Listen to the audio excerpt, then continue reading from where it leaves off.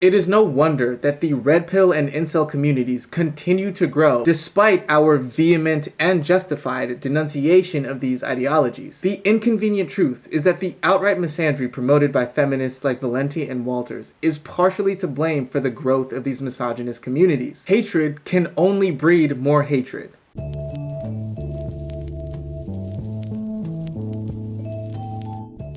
Alright, so in my last video, I provided multiple examples of the blatant anti-male bias that has become so pervasive on the internet. And despite the length of that video, there was still so much more evidence that I had wanted to present. For example, I had wanted to talk about the infamous ick trend, where women nitpick various hyper-specific, innocuous behaviors that men exhibit and label them as turnoffs. I had wanted to talk about the girl math versus boy math debate, which actually started out as lighthearted banter between the sexes, where each group would playfully point out the other's logical inconsistencies, but which quickly devolved into outright misandry. I had wanted to discuss the numerous trends that feature women testing their significant others by behaving erratically and gauging their boyfriends' and husbands' responses. And I had also wanted to bring up the increasingly popular trend of publicly roasting and shaming men's living spaces. Because in each of these examples, we get to observe how all of these trends only flow in one direction, from female to male. Men don't get to publicly make fun of all of the little things that women do that turn them off, because as soon as they do, they're labeled as sexist. Men don't go viral for testing their female partners, because as soon as they do,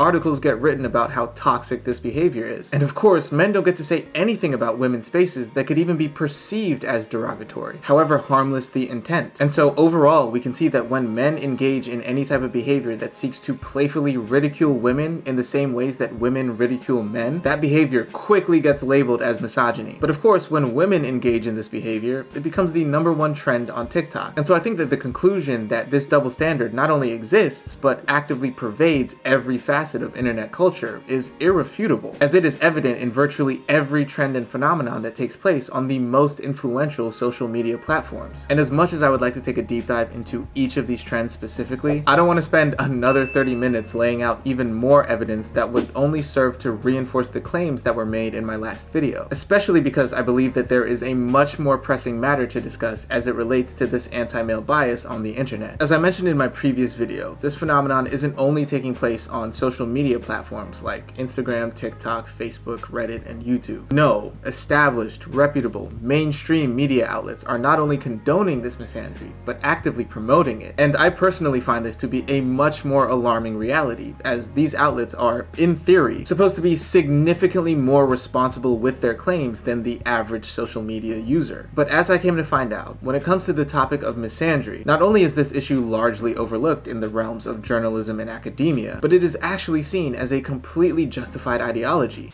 A Google Scholar search for misogyny yielded 114,000 results, whereas a search for misandry yielded only 2,340. People are not studying or really concerned about anti-male bias, especially from women. There's actually an even better Google result that I think I didn't find until after I wrote that paper, but I Google imaged men are stronger than women, which is just empirically correct.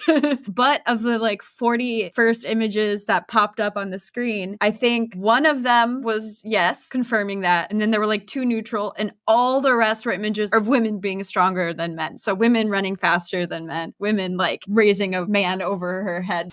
Now, just as a quick side note, I think the fact that misandry isn't studied as intensely as misogyny does ultimately make sense. As I stated in my previous video, just as I believe that the blatant anti-male bias on the internet is irrefutable, I also believe that the notion that women have been marginalized and discriminated against throughout history and across cultures is also irrefutable. And so I think it absolutely makes sense for our societies to expend a significant amount of effort towards understanding and dismantling the multitude of ways in which our social, political, and economic systems perpetuate anti-female biases. I think this is an extremely necessary process that our societies must go through. However, I don't think that this inherently means that in going through this process, we must downplay the existence of misandry and ignore the effects that it is having on the male psyche. Because again, as I said, this topic isn't only being neglected by mainstream authors, educators, journalists, and publications, it is being promoted by them as well. In my research, I came across a downright shocking amount of articles that not not only excused misandry, but non-ironically called for more of it. And while all of these articles have their various justifications for hating men, in this video I'm going to focus on two in particular, as these two articles were written by prominent authors and academics within the feminist movement, and were published by two of the most reputable and respected journalistic organizations in the world. They also adequately encapsulate all of the arguments that I came across in reading through all of these articles. And so instead of going through each and every opinion piece, I'm just going to address all of their arguments by focusing on these two papers. In any case, let's start with this opinion piece published by the Washington Post of all places, titled "Why Can't We Hate Men?" written by Susanna Danuta Walters, director of the Women's Gender and Sexuality Studies program at Northeastern University. Again, as I said, she is a prominent feminist scholar and author and has written multiple articles on this topic. Now, the first thing that you'll notice is that this article prominently displays an image of convicted rapist Harvey Weinstein. And given the thesis of this paper, this image is undoubtedly meant to be a representation of men. Now, you may think that I'm blowing this out of proportion because, after all, every article uses some type of imagery to represent the topic that is being discussed. However, as we'll come to see, much of the justification for misandry hinges on the disingenuous tactic of amplifying the worst behaviors in the worst male offenders. Because even though the people who commit these sexual crimes represent a significant minority of men, anti-male proponents will still use these examples as justification for condemning all men. And so using a convicted rapist as a representation of men in order to justify male hatred is in fact a deceptive and fallacious tactic. But with that being said, let's get into the actual article and the author's stated arguments. Now, Walters begins her piece by outrightly declaring that it seems logical to hate men, describing how she's rankled at the "but we don't hate men" protestations of generations of would-be feminists. And even though she momentarily concedes her position, stating that the criticisms of this blanket condemnation of men are mostly on the mark, she then almost immediately reneges on this conclusion, asserting that this recognition of the complexity of male domination should not, must not mean we forget some universal facts. And the first fact that she presents is the affirmation that women experience sexual violence, and the threat of that violence permeates their choices big and small. And to be completely fair here, she is not at all wrong in this regard. Women experience this specific type of violence at a much higher rate than men. An estimated 91% of victims of rape and sexual assault are female and 9% male. Nearly 99% of perpetrators are male. But as this article from Psychology Today points out, this is only a small fraction of the equation. Initially, the article actually concedes to Walter's point that there seem to be real grounds for misandry, acknowledging the fact that about 90% of all murders in North America are committed by men, and that the top 10 on the FBI most wanted list are usually all male. And so without the capacity for nuance and contextualization within the realm of deductive reasoning, these facts ostensibly paint a portrait of male psychology as being inherently violent. And again, that may be a logical conclusion for one who lacks the ability to understand nuance. But the author immediately injects the necessary nuance into these statistics by simply stating the obvious. This is the Cyclops syndrome, to see with only one eye, in only one dimension and only half of the reality. Cyclops people stereotype the male by the actions of a minority, define the exceptions as the rule, ignore the majority, and ignore too the minority of female villains for a cleaner, clearer picture. Most murderers are male, but most males are not murderers, and some women are. This is not rocket science, but misandry is less about reality than politics. And so as we can see, the claims being made by the Washington Post article are an example of the Cyclops syndrome. Again, the assertion is that because a small minority of men commit these heinous sexual crimes against women, the wholesale hatred of all men is completely justified. And in order to fully illustrate the illegitimacy of this claim, let's try to identify the principle behind the argument. Now, if you've seen any of my previous videos, you know that I prefer to argue principles over context, because a principle is an adamantine belief that remains consistent regardless of the context. If a person's principle changes from context to context, then it is likely that they are being hypocritical, and that they are changing their beliefs to suit their argumentative needs. So for example, if I invoke my right to freedom of speech after publicly making fun of someone that I disagree with, only to turn around and advocate for that same person to be silenced and deplatformed for doing the exact same thing to me, then in this scenario, I am being a hypocrite. If my stated principle is that I believe in freedom of speech, then regardless of the context, whether I'm utilizing this right against someone else or they're utilizing this right against me, then that means that I have to defend their right to ridicule me.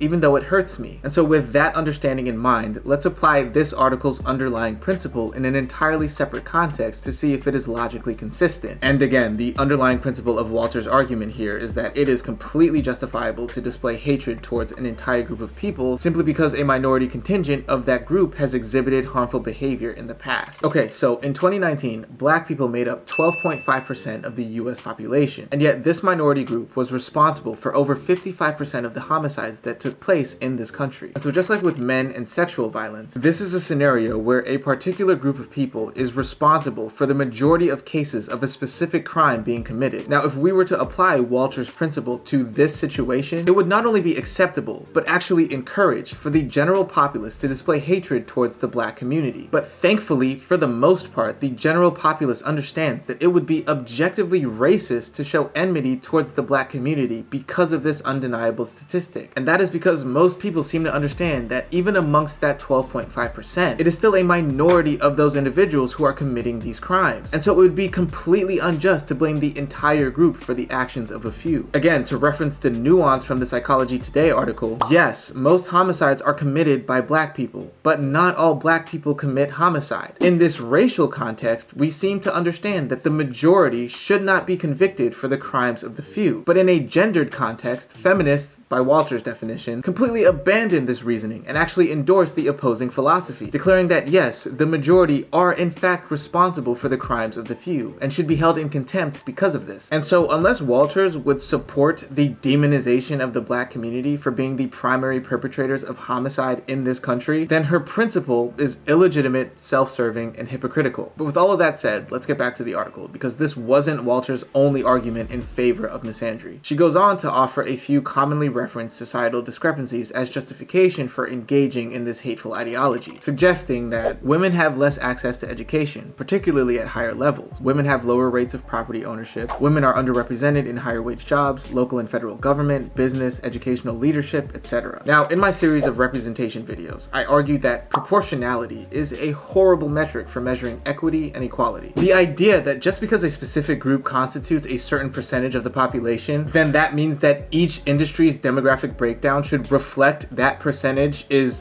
in my opinion, a thoughtless and superficial expectation. This ideal completely fails to take into account the myriad of contributing factors that determine these outcomes, like personal choice, differences in interests, differences in behavior, differences in objectives and ideals, differences in physical, mental, and emotional capacity, etc. Women are also massively underrepresented in the construction, mining, waste disposal, manufacturing, and engineering industries. But are these disparities evidence of discrimination? No, most experts agree that much of this discrepancy is largely due to general differences in interests and capacities between the sexes, not sexism. Because the reality is that even in a perfect society, it is still highly unlikely that we would see a 50-50 split between men and women in the waste disposal industry. Additionally, even after proportionality is achieved, the groups that advocate for this ideal never seem to acknowledge this achievement or treat it as a victory. They just demand more. For example, in 2019, despite being only 12.5% of the population, black actors were overrepresented in total cast diversity for broadcast and cable shows. Additionally, the police force in the US already accurately reflects the demographic breakdown, and yet calls for both the media and the police force to increase representation and sue, even when objective evidence suggests that skin color is not the underlying problem here. And so using proportionality to measure equity and equality is, again, in my opinion, a simple-minded and foolhardy endeavor. But for the sake of the argument, let's humor the notion presented by the author that this disproportionality constitutes legitimate grounds for misandry. Well, interestingly enough, the very metrics highlighted by the author have begun to swing in the opposite direction. Women are not only attending, but also graduating college at higher rates than men, sparking what experts are now calling the male college crisis. This has resulted in women now dominating the college-educated workforce, which means that they are taking up a much larger percentage of higher status, higher wage jobs. Women are also more likely than their male counterparts to be elected to prestigious academic societies, despite having having similar publication and citation records. And not surprisingly, when men and women have identical subject-specific competence, studies reveal that teachers and administrators will give higher marks to the women. And so with all of this information, I have two questions regarding the author's justifications. First, now that the reasons that she has listed for hating men are objectively disappearing, do you believe that this author and other feminists like her will begin to rescind their hatred for men? Or will they, as we consistently see from groups who utilize proportionality as a metric for gauging equity and equality, just keep demanding more, finding new justifications for their hatred? Based on their rhetoric, is it logical for us to believe that there will ever be a time when these types of feminists say,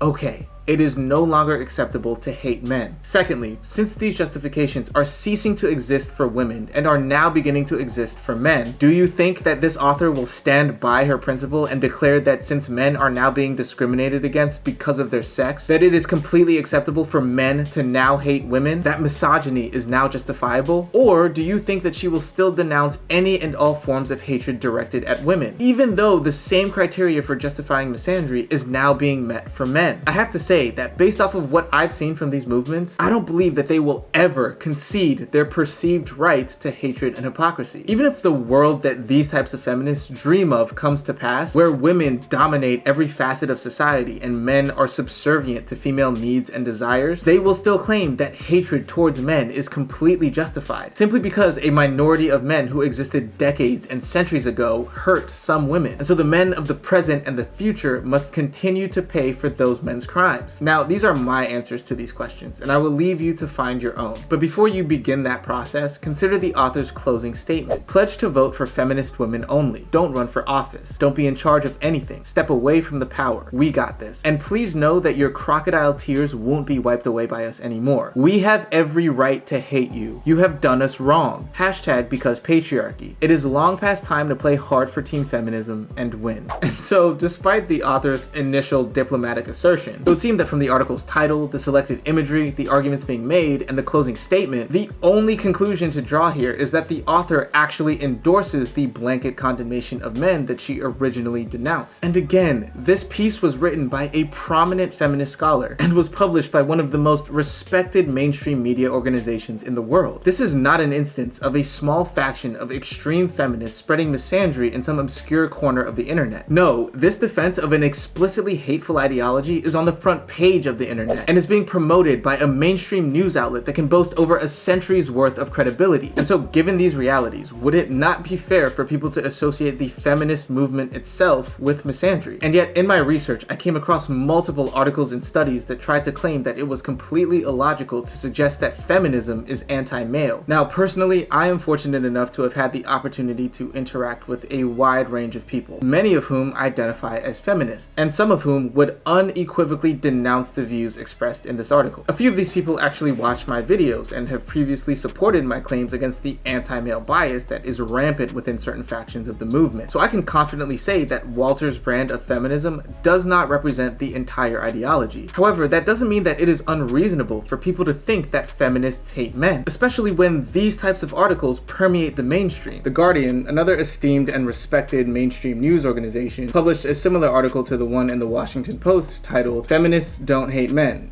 but it wouldn't matter if we did." This piece was written by Jessica Valenti, a prominent feminist author who has written 5 books on the subject. And just like with the author of the Washington Post article, Valenti initially claims that she doesn't actually hate men. Most feminists, like me, shun the label and work to convince people that, despite the stereotypes, feminists absolutely, without a doubt, do not hate men. But unfortunately, just like with the Washington Post article, she immediately contradicts her own stance, asking the reader, "But so what if we did? It's not that I recommend hating men or think it a particularly wise use of one's time, but to each her own." And I feel like I shouldn't have to say this, but this is the reason why the stereotype about feminists hating men exists. You can't denounce this behavior with one breath and then turn around and condone it with the next. If I were to assert that while I don't personally hate women, it would be completely justified if other men did, rationalizing my stance by stating, "It's not that I recommend hating women or think it a particularly wise use of one's time, but to each his own. I'm guessing Valenti herself would vehemently take issue with that logic and would probably call me a misogynist because of it. And she would be well within her rights to do so, just as we are now well within our rights to call her logic in the opposite direction misandry. And so I'm sorry, but the reality is that feminism has undeniably earned its reputation as an anti-male ideology. And again, this is truly regrettable because, as I mentioned before, there are plenty of feminists who categorically denounce misandry and would vigorously oppose Walters and Valenti's arguments here. But unfortunately, those feminists aren't getting published in mainstream news outlets like the Washington Post or the Guardian. And so if feminism truly wants to rid itself of this anti-male stereotype, then simply put, its loudest and most prominent advocates should probably refrain from justifying hatred against men. It would literally be that simple. Unfortunately, however, not only do these types of feminists continue to justify their hatred, they also continue to rely on logical fallacies in order to do so. For example, this author continues her justifications in favor of misandry, arguing, "That's why it's so hard to take seriously any claims that misandry is a tremendous problem. They're based on the idea that merely insulting men is similar to the life-threatening misogyny women face worldwide." And I'm sorry, but to be completely blunt, no, they're not. That's not what these claims are based on at all. This is a completely contrived false equivalency, a straw man. People aren't arguing that misandry is a tremendous problem because it has the same outcomes as misogyny. People believe that misandry is a tremendous problem because they believe that spewing hatred against an entire group of people for reasons outside of their control is wrong. And the reason they believe that this is wrong is because that is precisely what your ideological groups used to argue. As I mentioned in my first video, this was the principle that the civil rights, feminist, and pro-LGBTQ+ movements were originally founded upon. And they were right. Hating a group because of their race, gender, or sexual orientation is completely unacceptable. And so misandry, just like misogyny, racism, and homophobia, is wrong. That is the foundation of the argument against misandry, not this completely fabricated idea that misogyny and misandry have the exact same outcomes. Again, it's really that simple. But unfortunately, this article seems to have built its entire argument off of the underlying principle that because hatred towards men and women results in different outcomes, one type of hatred is completely justifiable, while the other type of hatred must be condemned. The author elaborates on this notion, writing, "Besides, when women hate men, we hurt their feelings. When men hate women, they kill us. Mass shootings have been attributed to misogyny." Now, while her idea of what the differences in these outcomes actually are is based on a multitude of misconceptions, which I will get to shortly, as we did with the Washington Post article, let's examine the underlying principle itself to see if it is logically consistent. So let's say that I have two neighbors. One of my neighbors is extremely wealthy while my other neighbor is extremely poor. Now, let's say that I decide to steal both of their cars. Obviously, the poorer neighbor is going to feel the effects of this crime much more keenly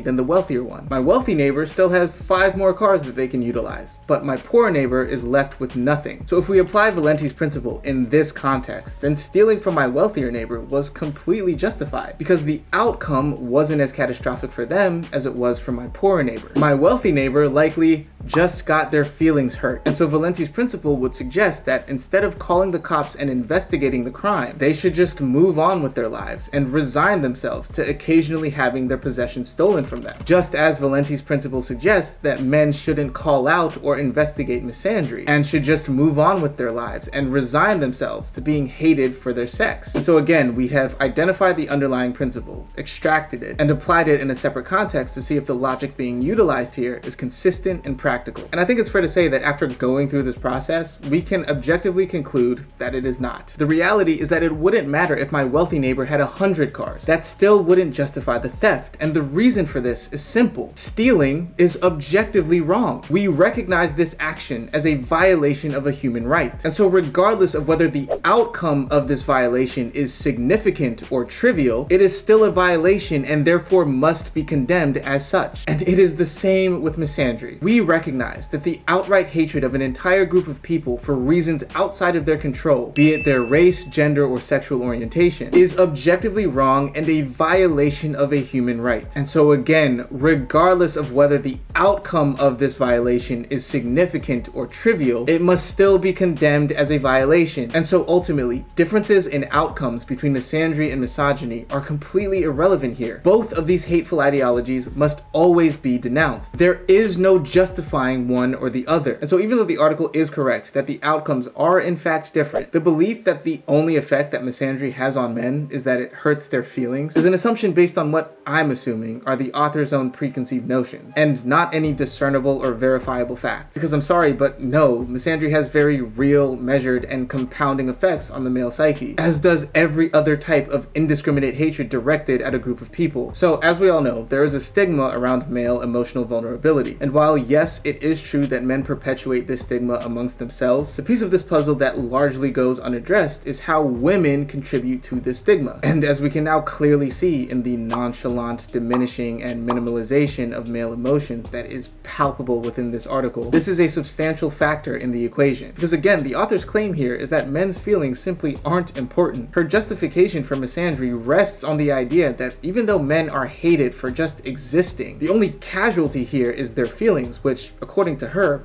aren't even worth considering. Again, by her own logic, since the outcome of feminists hating men is just men getting their feelings hurt, and since, quote, it doesn't matter if feminists hate men, the author is essentially saying that it doesn't matter if men get their feelings hurt. Or in other words, maybe they should just suck it up and deal with it. And what's truly baffling about this stance is that the feminist movement is one of the largest proponents of this push to get men to open up more, while also, as we can see here, being one of the largest deterrents to male emotional expression. It's a catch-22. This faction of feminism wants men to open up, but only in ways that they deem appropriate. Recently, a YouTuber by the name of ShoeOnHead made a video about the male loneliness epidemic and how society has failed men in many regards. I regret to inform you, the men are not okay. That's right, folks, the men are not okay. The men have no friends, no girlfriend, no college education, no money, are breaking their legs and inserting metal rods into their bones to be a few inches taller, and listening to AI Batman help them overcome their pornography addictions. You deserve real love. Turns out the society that was built by and allegedly for men has indeed let them down. Now you might be thinking, oh look, another boo-hoo poor men video by ShoeOnHead. Yes. And if you have a problem with that, tune into literally anything else. Now, ShoeOnHead is a large creator on the platform, and so her videos always do pretty well. But this video in particular went viral, which of course prompted a wave of backlash. And as you could probably guess, that backlash came almost entirely from women. My male loneliness video was the fastest growing video on my channel to date, and there is a reason for that. It resonated with a lot of people. I got hundreds and hundreds of comments every single day by men venting in my comments section, feeling like for once they were being heard and that they were in a place where they could talk. It was simultaneously the most heartwarming and heartbreaking thing I've ever seen. And this discussion blew up so much that it eventually reached TikTok. So apparently there's a male loneliness epidemic right now. Aww. Is this the consequences of your own actions? Men get recognized for the useless things that they are in society. And what do men do? Oh my god, I'm lonely! Is there a male loneliness epidemic right now, or are more and more women just progressively realizing that there's a lot better things to do in life than be stuck with a toxic, insecure man? I don't think we're in the middle of a male loneliness epidemic. We're in the middle of a mass female awakening. You're just reaping the consequences of your terrible upbringing, your own actions. Some men are lonely because y'all are fucking creeps. Y'all deserve to be lonely, every single one of them. This is their fault. Fuck them. Men's loneliness epidemic that's going on. That sounds like it really sucks. Just wondering if they've considered smiling more. Wow, that's a really funny joke. I've never heard that before. Have the men just tried smiling a little bit more? You know, I'd recommend smiling more. Have they tried smiling more? Have you thought about smiling more? Maybe they should smile more. Maybe they should try to smile more. Have they tried smiling more? That's awful.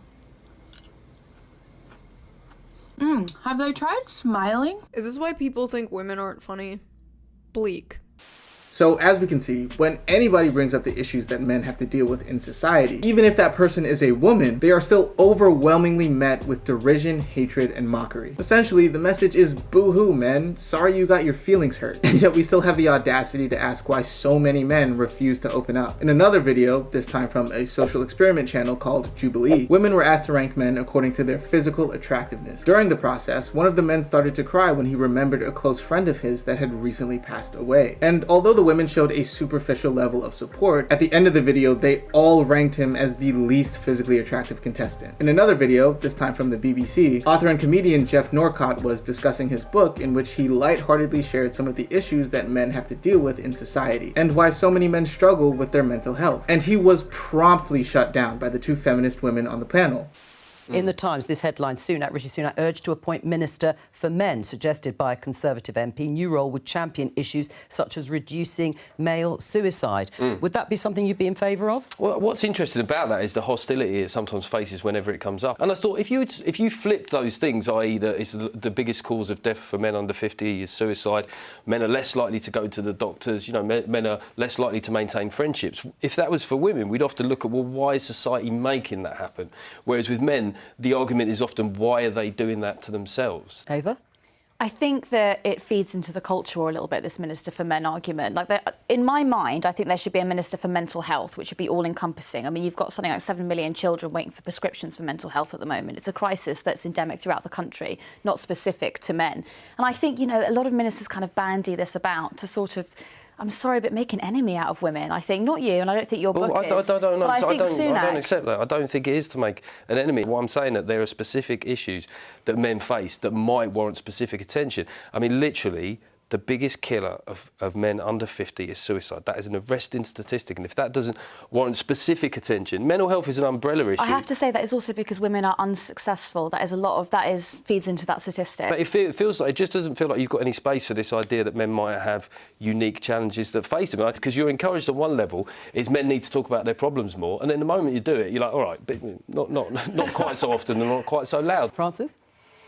I think it's about this issue. I've got a brother, a son, nephews, Paul Novak, one of my best mates, who's leading the TUC. But I also think that we have to change the fact that women still earn 15% less than men. But no one's saying you can't do both. No, exactly. We can multitask. Exactly. Can you multitask? Well, not me personally, obviously, but I'm saying that. But I don't think that those are reasons to not address these problems. No, I agree. Francis. But most women experience sexual harassment. I totally accept that. I don't understand what is happening again with this conversation where I'm talking about the specific issues that men face, and you're quoting other issues which I do not contest on any level. Here's a proposal. I'm seeming very chippy now, aren't I? I didn't expect it. Why don't you launch BASH, Blokes Against Sexual Harassment? Well, I'm totally against sexual harassment, of course I am. But do something to support women, stand by women who are facing that. Well, I do think this discussion has already been interesting. I've mentioned the suicide stat several times, and we've ended up discussing other things which are completely valid, certainly in terms of my industry, and I understand why those discussions are live discussions. But the idea that we can't have both those discussions, I genuinely find that odd, Francis. Nobody said we couldn't. So again, the stigma around male emotional vulnerability is not only perpetuated by men. As we saw in the article, and as we can see in these examples, there are plenty of women who quite openly declare that they do not care about men's struggles or feelings, making sure to invalidate them whenever they are brought up. And this has had a clear, measurable effect on men's mental health. This stigma is directly linked with the significantly higher rates of suicide in men. It might be that depression in men goes underreported because men are less likely to reach out and get help. There's still a stigma surrounding male mental health, and that men should not express their emotions. They may feel hopeless, helpless, worthless, or lonely, and they might believe that suicide is their only option. And so I'm sorry, but the idea that the only casualty of misandry is men getting their feelings hurt is categorically false. Outright male hatred breeds an environment that perpetuates harmful stigmas around male emotional vulnerability and expression that prevents men from voicing their issues, causing them to suppress their emotions. And this suppression can and does have fatal consequences for men whose backs are against the wall with no emotional outlets. Instead of facilitating an environment where these men can feel safe to share their emotions, they are instead beaten down and derided for expressing them in the first place. Yes, sometimes by other men, but also many times by women. And as a result, these men flock to the fringe communities that will at the very least listen to their feelings and concerns. It is no wonder that the red pill and incel communities continue to grow despite our vehement and justified suicide denunciation of these ideologies. The inconvenient truth is that the outright misandry promoted by feminists like Valenti and Walters is partially to blame for the growth of these misogynist communities. Hatred can only breed more hatred. And as for the second part of Valenti's claim that when men hate women, they kill women, of course this is partially true. But even the infamous 2014 mass shooting that she's referencing here involved a man whose anger, while yes, was a result of female rejection, manifested in an attack that didn't explicitly target women. His hatred was also directed at the men who he was envious of, and 4 of the 6 victims that were killed were actually men. Additionally, in my video on the rise of incel ideology, I went to the actual incel forum and combed through the list of alleged incel mass shootings to try to fact check the incels' claims that many of those shootings weren't actually committed by people within their community, but by people who are only claiming to be incels because doing so would amplify the reporting around these incidents. It's commonly known that mass murderers seek notoriety, fame, and martyrdom, and so they will latch onto any ideal or movement that will generate the most attention. And public enemy number 1 at the time, at least in online spaces, was the incel movement. And what I found was that for the most part, the incels were correct. Most, if not all of those mass shootings were committed by people who had no ties whatsoever to the incel community. But ultimately, it didn't matter, and the mainstream media ate up the narrative that the incels were violent and that their hatred was killing women. Another aspect of that video that I touched on was how certain communities within the incel forum, like the Black Pill, advocates a hopeless despondency that inevitably leads a lot of men to suicide, since the entire message there is that there is simply no hope for them. Society will never value them, they will never be happy, they will never find purpose, and they will never experience true love. And so these two realities, one, that many commonly referenced mass shootings aren't actually committed by incel misogynists, and 2, that the incel forum actually suffers from an abnormally high rate of suicide from its own members, ultimately suggests that the people who are most at risk from incel ideology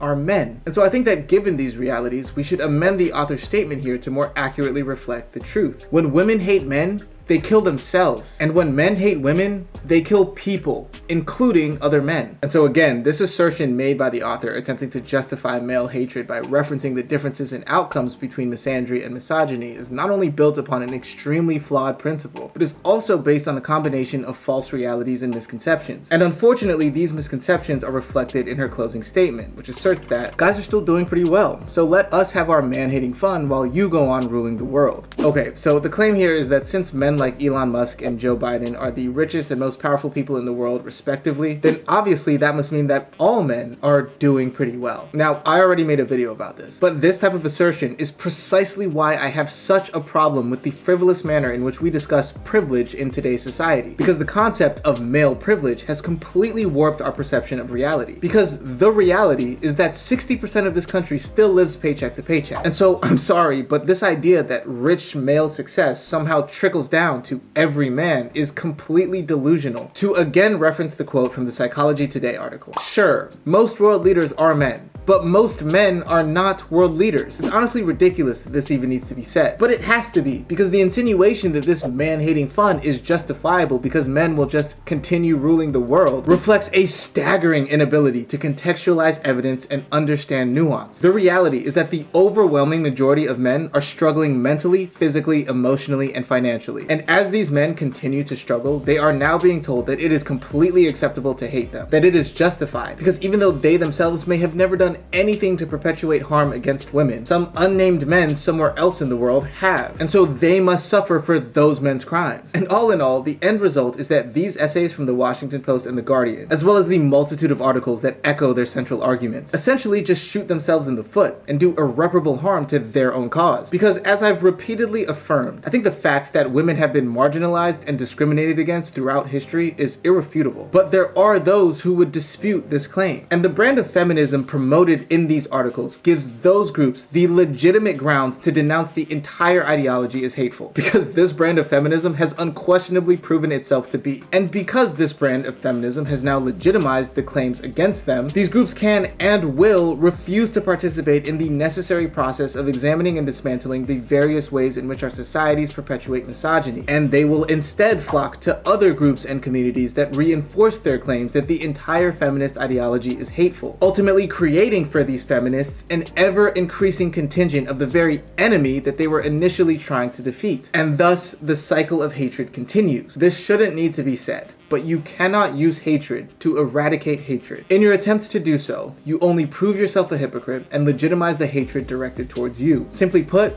the ends never justify the means. But in any case, I think that's going to be it for this one. If you made it this far, thank you so much for indulging me. I know posts have been sparse, and I wish I had better news, but it's likely that they will be even more infrequent going forward. As I've said, I don't make any money from this, and so I've had to make other arrangements that have already hindered and will continue to hinder my ability to post consistently. I'll still try to post 1 to 2 shorts every week, but to be honest, I'm not really in a position where I can even guarantee that posting schedule. So yeah, again, I wish I had better news, but I figured I should just put out an update so that people don't get worried if I don't post for a few months. On that note though, I do want to again say thank you for watching these videos. I know they can be long and tedious, and I don't really add much in the way of entertainment value, so they're probably not all that fun to sit through, and yet many of you still do, and I will never be able to adequately express how grateful I am for that. So all I can really say is thank you, truly, for giving me the opportunity to share what's on my mind. But anyway, before I gush for another 30 minutes, I'll just end this one here. So thanks again for watching. I truly hope this all made sense, but of course, if it didn't, please feel free to let me know why so that I can try to address any misconceptions in the comments. But with that said, I wish you all the very best going forward. Take care of yourself, and I will see you eventually. Peace, and be easy.